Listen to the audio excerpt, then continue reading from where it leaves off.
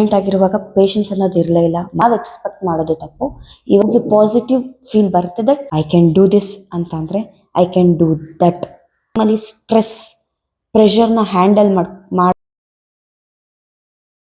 Hi hello ನಮಸ್ಕಾರ, ನಾನು ನಿಮ್ಮ ಪ್ರೀತಿ Arohi. Welcome back to my YouTube channel.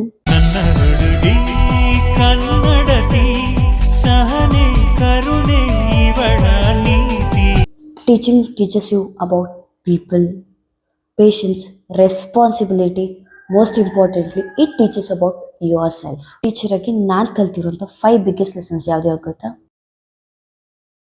Patience is super power.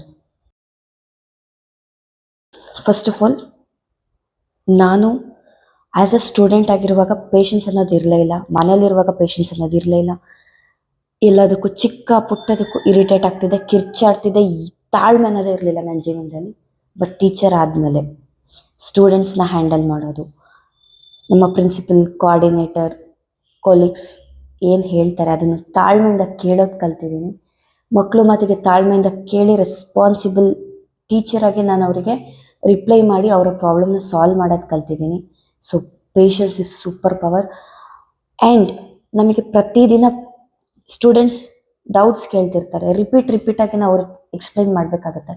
ಅದು ಕೂಡ ಒಂದು ಪೇಷನ್ಸ್ನ ಟೆಸ್ಟ್ ಮಾಡೋ ಟಾಸ್ಕ್ ಆಗಿರುತ್ತೆ. Yes, patience is a superpower. Second point, every student is different. Second most ನಾನು ಕಲ್ತಿರೋಂಥ ಒಂದು ಬಿಗ್ಗೆಸ್ಟ್ ಲೆಸನ್ ಏನಂದರೆ, ಪ್ರತಿಯೊಬ್ಬ ಸ್ಟೂಡೆಂಟ್ ಕೂಡ ಒಂದೇ ಥರ ಇರೋದಿಲ್ಲ. ಎಲ್ಲರೂ ಆಗಿನ ಸ್ಟೂಡೆಂಟ್ಸ್ ಕೂಡ ಎಲ್ಲರೂ ಒಂದೇ ಥರ ಇರ್ತಾರಂತ ನಾವು ಎಕ್ಸ್ಪೆಕ್ಟ್ ಮಾಡೋದು ತಪ್ಪು.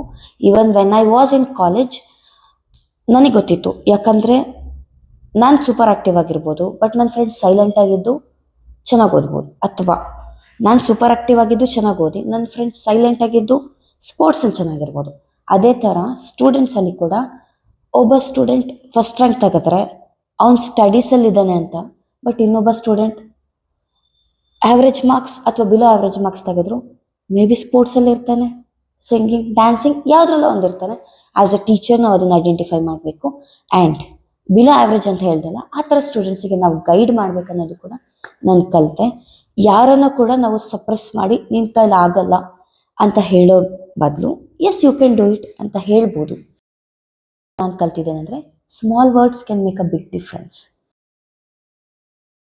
ಕ್ಲಾಸಿಗೆ ಎಂಟರ್ ಆಗಿದ ತಕ್ಷಣ ಯಾವುದೋ ಒಂದು ಮಗು ಇಫ್ ಅವ್ನ ಸ್ಟಡೀಸಲ್ಲಿ ಲೋ ಇದ್ದಾನೆ ಅಥವಾ ಒಂದು ಮಾರ್ಕ್ಸ್ ಲೋ ಇದೆ ಅಂತ ಅಂದರೆ, ನಾವು ಆ ಮಗುಗೆ ಪ್ರೆಷರ್ ಆಗ್ತೀವಿ. ನೀನು ನೋಟ್ಸ್ ಕಂಪ್ಲೀಟ್ ಮಾಡಿಲ್ಲ, ನೀನು ಮಾರ್ಕ್ಸ್ ಕರೆಕ್ಟಾಗಿ ತೆಗ್ದಿಲ್ಲ, ಮಾರ್ಕ್ಸ್ ಚೆನ್ನಾಗಿ ತೆಗ್ದಿಲ್ಲ, ಎಷ್ಟು ಸಾವಿರ ಪ್ರೆಷರ್ ಆಗ್ತೀವಿ ಅಂದರೆ ಆ ಮಗುಗೆ ಅನಿಸ್ಬಿಡುತ್ತೆ ನಾನು ಭೂಮಿ ಮೇಲೆ ಹುಟ್ಟಿರೋದೇ ತಪ್ಪ ಅನ್ನೋ ಮಟ್ಟಕ್ಕೆ ನಾವು ಪ್ರೆಷರ್ ಆಗ್ತೀವಿ. ಬಟ್ ಅದೇ ಮಗುಗೆ ಬೆಳಗ್ಗೆ ಹೋದ ತಕ್ಷಣ ಮಾರ್ನಿಂಗ್ ನೋಟ್ಸ್ ಬರ್ತಿಲ್ವಾ, it's okay, you can complete by evening, ನಿನ್ನ ಕೈಲಾಗುತ್ತೆ, ಯು ಕ್ಯಾನ್ ಡೂ ಇಟ್, ಈ ಥರ ಹೇಳಿದ್ರೆ ಮಗು ಮಾಡುತ್ತೆ.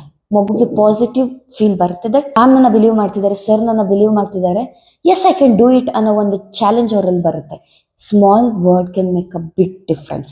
ಅಥವಾ ಒಂದು ಮಗು ಲೋ ಮಾರ್ಕ್ಸ್ ತೆಗಿತಿರುತ್ತೆ, yes you can do it ಅಂತೇಳಿ ನಿಮಗೆ ಗೊತ್ತಿರೋಂಥ ಟ್ರಿಕ್ಸ್ ಅಥವಾ ನಿಮಗೆ ಗೊತ್ತಿರುವಂತಹ ಒಂದು ಚಿಕ್ಕ ಪುಟ್ಟ ಐಡಿಯಾಸ್ ಇರುತ್ತಲ್ಲ, ನೀವು ಕೂಡ ಸ್ಟೂಡೆಂಟ್ಸ್ ಆಗಿ ಓದುವಾಗ ನೀವೇನು ಟ್ರಿಕ್ಸ್ ಯೂಸ್ ಮಾಡಿರ್ತೀರಲ್ಲ, ಅದನ್ನ ಆ ಮಗುಗೆ ಹೇಳ್ಕೊಟ್ರೆ ಆ ಮಗು ಕೂಡ ಕಲಿಯುತ್ತೆ. ಆ್ಯಂಡ್ ನನಗಿದು ಪರ್ಸ್ನಲ್ ಎಕ್ಸ್ಪೀರಿಯನ್ಸ್ ಆಗಿರೋದು.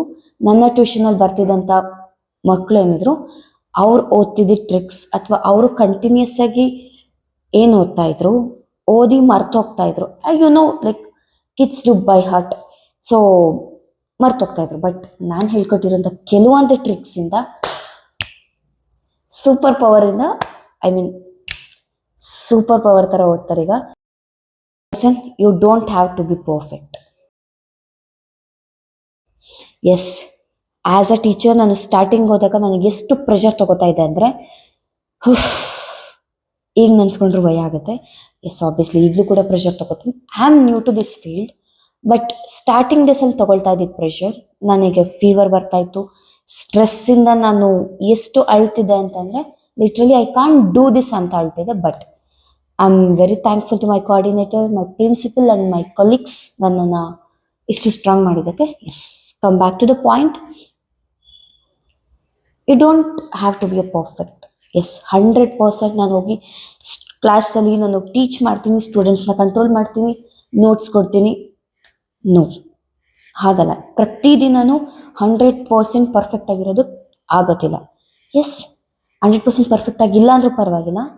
ಕೆಲವೊಂದು ಸರ್ತಿ ಕ್ಲಾಸ್ ಹ್ಯಾಂಡಲ್ ಮಾಡೋಕ್ಕಾಗಲ್ಲ, ಇಟ್ಸ್ ಓಕೆ. ನಂತರ ಅಳ್ತಾ ಕೂರೋ ಬದಲು go and talk to your colleagues, go and talk to your coordinator. 100% they will guide you. Fifth lesson, a big lesson.